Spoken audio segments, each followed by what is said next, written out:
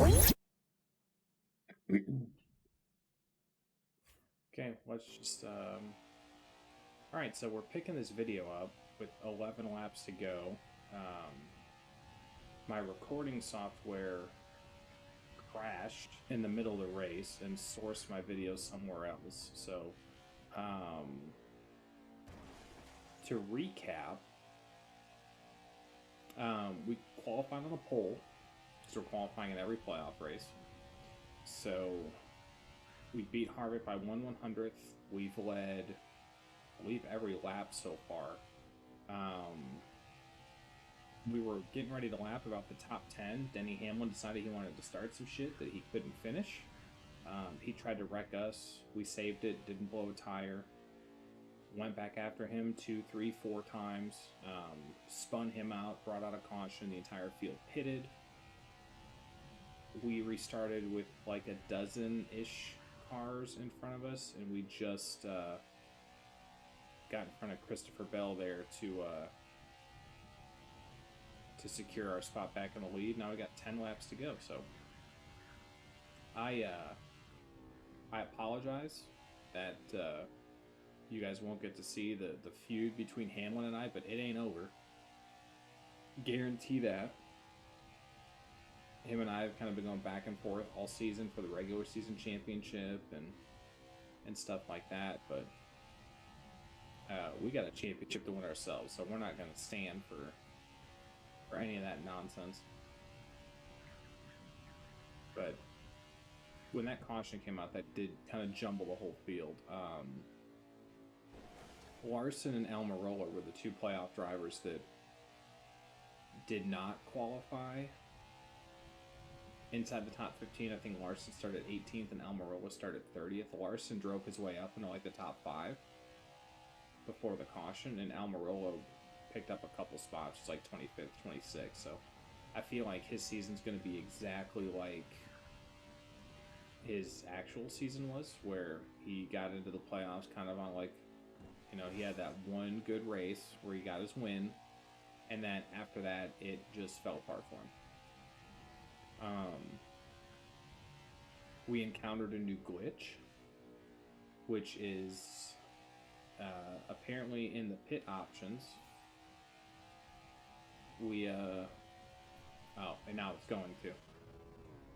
So, well, never mind. Earlier, when before the pit stop, I was trying to make sure that damage would be off and things like that, and it wouldn't let me make changes on the track to the pit options, but now, so at least maybe an inconsistent bug. Not sure what would have caused that issue. The NASCAR 21 Ignition Twitter continues to reach out to me for footage, for anything they can get their hands on to try and understand the bugs, make the player experience better, which I can respect. But as soon as I bring up, you know, the fact that they need to bring NASCAR YouTubers in to beta test the next game, it's like crickets. They don't say anything back. Which is sad that they don't recognize that they need help, you know, polishing their next game from people that could truly help them do it. And eventually I think it could honestly lead to just a boycott of NASCAR games in general, if the people that, you know, are their influencers just simply won't play the game.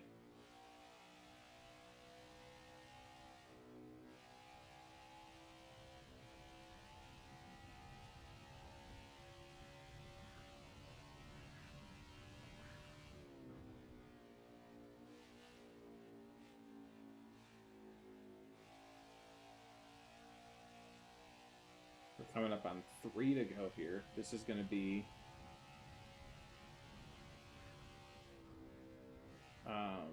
what I thought was going to be arguably the longest race of the career, video-wise. It's going to be a pretty short video. It's been pretty routine, honestly. We just started on the pole and took off. You know, I hope Hamlin finishes as close to 40th as he can after the little stunt that he pulled. There's one car way up there, but see, Larson started 18th. He's running third. So these guys have started to run like Newman and Bell and Ty Dillon, I think, was running third at the restart. So they've started to run those guys down. You got Keselowski, Larson.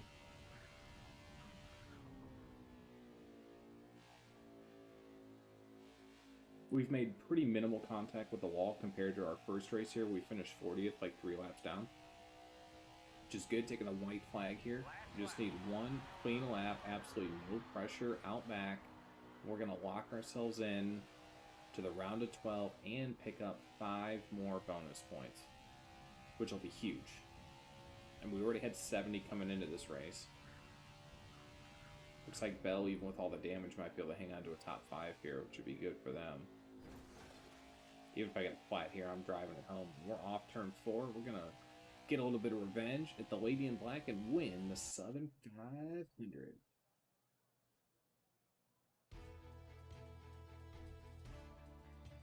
See, and like I noticed in qualifying, I wish they highlighted the playoff drivers here so we know like where they're finishing. But Keselowski, Larson, Byron, Bell missed.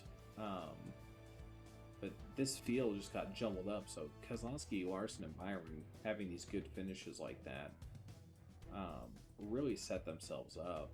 Blaney, Bush outside the top 15. Truex, Hamlin finished 21st. Almirola 23rd. DiBenedetto 26th.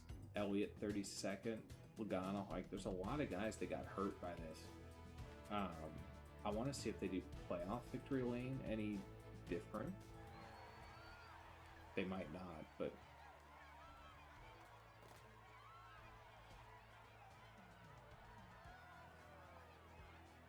it looks pretty much the same. Like the trophy, celebrate in victory lane, get our picture.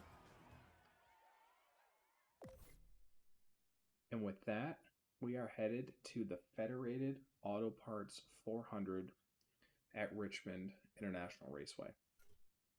Point standings.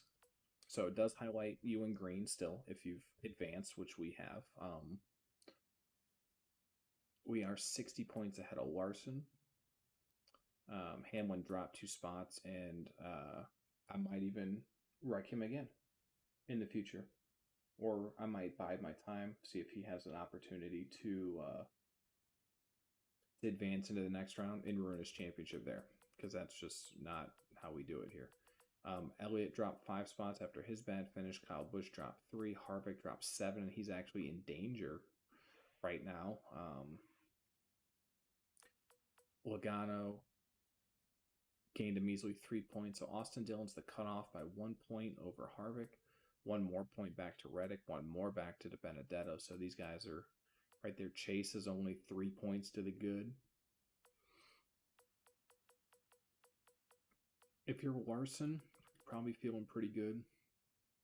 You know, you got like a 35-point cushion, so doing good there. Owners, we're finally up top in the Owners Championship with our 12 wins. But we're not winning the Manufacturer Championship. I don't understand how this works. Like, with us and Hendrick Motorsports, we should be winning the Manufacturer Championship all day. Contract, we're good to the end of the year. Team profiles, no, that's not what I wanted.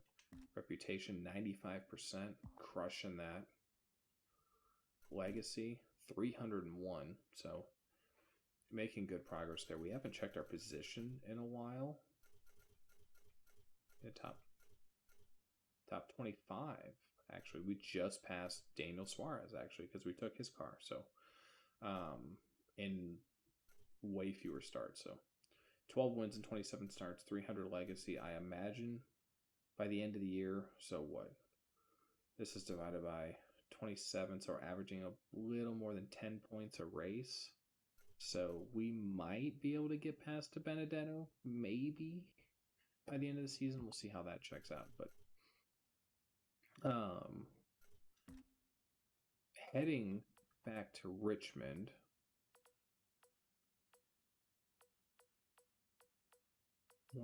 We've raced here already once. And we started 7th and won that race. So here's the last race at Richmond. We beat Byron, Hamlin, Truex, Logano, Harvick, Reddick. So the top 7 were all playoff guys. Benedetto had a top 10.